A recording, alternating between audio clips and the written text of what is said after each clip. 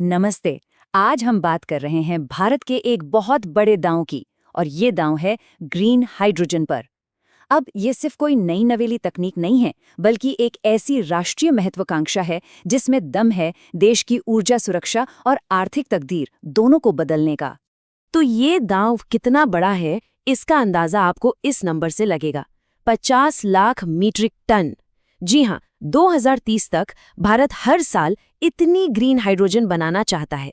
ये लक्ष्य वाकई में बहुत बड़ा है और इससे पता चलता है कि इस मिशन का स्केल कितना विशाल है।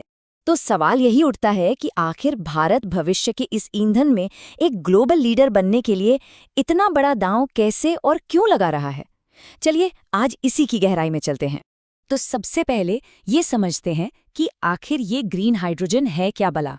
देखिए, सीधे सीधे कहें तो ये हाइड्रोजन बनाने का सबसे क्लीन, सबसे साफ सुथरा तरीका है।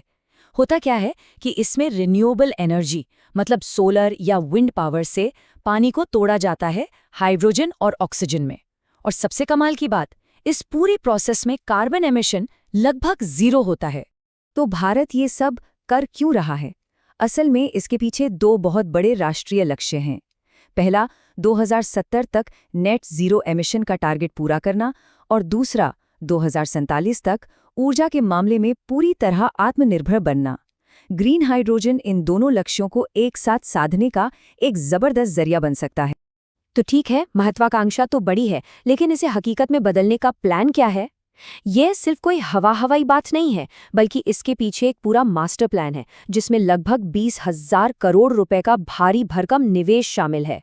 इस प्लान का ऑफिशियल नाम है नेशनल ग्रीन हाइड्रोजन मिशन, जिसे जनवरी 2023 में लॉन्च किया गया था। ये भारत का एक कॉम्प्रिहेंसिव एक्शन प्लान है जो इस सेक्टर के हर छोटे बड़े पहलू को कवर करता है। इस पूरे मिशन को 4 मजबूत पिलर्स पर खड़ा किया गया है। पहला, सही पॉलिसीज और नियम बनाना। दूसरा, देश के अंदर ही इसकी डिमांड पैदा करना। तीसरा, रिसर्च और इनोवेशन को बढ़ावा देना। और चौथा, प्रोडक्शन से लेकर सप्लाई तक का पूरा इकोसिस्टम तैयार करना, मतलब एक 360 डिग्री अप्रोच। इस पूरे प्लान के दिल में है साइट प्रोग्राम। इसके तहत सरकार करीब 17,500 करोड़ रुपए की वित्तीय मदद देगी। इसका सीधा मकसद है कि देश में ही इलेक्ट्रोलाइजर बनाने की क्षमता बढ़े और ग्रीन हाइड्रोजन बनाने की लागत कम हो सके। स्ट्रैटेजी का एक और बड़ा हिस्सा है ग्रीन हाइड्रोजन हब बनाना। इन्हें आप ऐसे खास इंडस्ट्रियल एरिया समझ सकते हैं जहां प्रोडक्शन से लेकर एक्सपोर्ट तक सब कुछ एक ही जगह पर होगा। इसीलिए देश के 3 बड़े बंदरगाहों को चुना गया है ताकि बड़े स्केल पर काम करके लागत को कम किया जा सके। चलिए अब जरा नजर दौड़ाते हैं ग्लोबल पिक्चर पर। भारत की ये योजना सिर्फ अपनी घरेलू जरूरतों को पूरा करने के लिए नहीं है, बल्कि ये ग्लोबल हाइड्रोजन रेस में एक बड़ा खिलाड़ी बनने की सीधी सीधी कोशिश है। इस रेस में भारत और यूरोपियन यूनियन की पार्टनरशिप बहुत तेजी से आगे बढ़ी है। 2021 में जो सिर्फ एक बातचीत थी, वो कुछ ही सालों में एक बड़े सप्लाई चेन अग्रीमेंट तक पहुंच गई। ये दिखाता है कि भारत के लिए यूरोप का बाजार कितना ज्यादा जरूरी है। और यहाँ पता चलता है कि ये मौका कितना बड़ा है। जहाँ भारत का लक्ष्य है 50 लाख टन प्रोडक्शन, वहीं यूरोपियन यूनियन 2030 तक 1 करोड़ टन का प्रोडक्शन और साथ ही 1 करोड़ टन का इंपोर्ट करना चाहता है। ये जो 1 करोड़ टन का इंपोर्ट है ना, यही भारत के लिए एक बहुत बड़ा बाजार खुलता है। लेकिन इस ग्लोबल रेस में एक बड़ी चुनौती है, और वो चुनौती है स्टैंडर्ड्स की।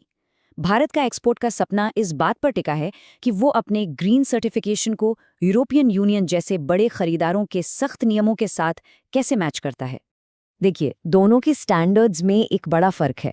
भारत का स्टैंडर्ड ग्रीन को डिफाइन तो करता है, लेकिन बिजली कहाँ से आ रही है इस पर थोड़ा फ्लेक्सिबल है। वहीं यूरोपियन यूनियन का स्टैंडर्ड, जिसे RFNO कहते हैं, बहुत ही सख्त है। इसमें एडिशनैलिटी और अर्ली मैचिंग जैसे नियम हैं जिन पर ही सारा खेल टिका है। और यहीं पे आकर मामला थोड़ा पेचीदा हो जाता है। यूरोपियन यूनियन के 2 बड़े नियम हैं। पहला है एडिशनैलिटी। इसका मतलब ये कि बिजली सिर्फ नए सोलर या विंड प्लांट से आनी चाहिए, किसी पुराने वाले से नहीं।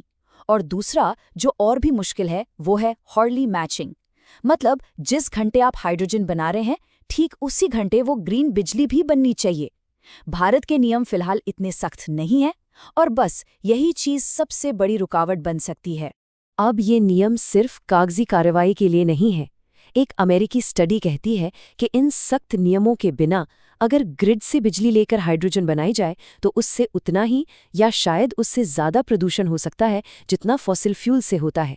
इसलिए ये नियम हाइड्रोजन को सच में ग्रीन बनाए रखने के लिए बेहद ज़रूरी हैं।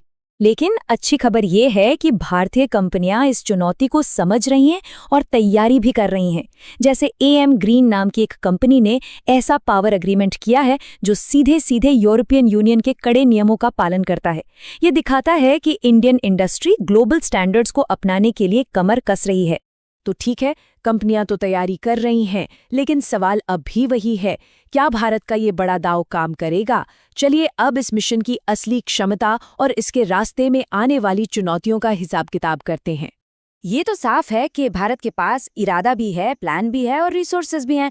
लेकिन 2030 तक के इस सफर में सबसे बड़ी रुकावटें क्या हो सकती हैं? यहाँ कुछ बड़े जोखिम हैं। सबसे पहला, स्टैंडर्ड्स का मेल न खाना। दूसरा, पैसों की कमी। तीसरा, मिडिल ईस्ट और नॉर्थ अफ्रीका जैसे इलाकों से कड़ा कंपटीशन। और चौथा, हाइड्रोजन को एक जगह से दूसरी जगह ले जाने की अपनी टेक्निकल चुनौतियां। और ये जो फंडिंग गैप है, ये वाकई एक बड़ी चिंता है। चाहे भारत हो या यूरोपियन यूनियन, दोनों ने ही अपने लक्ष्यों को पूरा करने के लिए जितने पैसे चाहिए उसका बस एक छोटा सा हिस्सा ही अभी तक अलग रखा है। इस गैप को भरना एक बड़ी चुनौती होने वाली है। लेकिन अगर ये मिशन कामयाब हो जाता है तो इसके फायदे भी उतने ही बड़े हैं। जरा सोचिए, 2030 तक ये मिशन 8 लाख करोड़ रुपए से ज्यादा का इन्वेस्टमेंट ला सकता है, 6 लाख से ज्यादा नौकरियां पैदा कर सकता है और हर साल 50 मिलियन टन कार्बन एमिशन रोक सकता है। तो आखिर में हम उसी बड़े सवाल पर वापस आते हैं, क्या भारत की यह जबरदस्त महत्वाकांक्षा सिर्फ अपनी अर्थव्यवस्था को बदलने का दम रखती है, या फिर इसमें इतनी ताकत है कि ये पूरी दुनिया की क्लीन एनर्जी के भविष्य की शक्ल ही बदल दे? खैर, इसका जवाब तो हमें आने वाला वक्त ही बताएगा।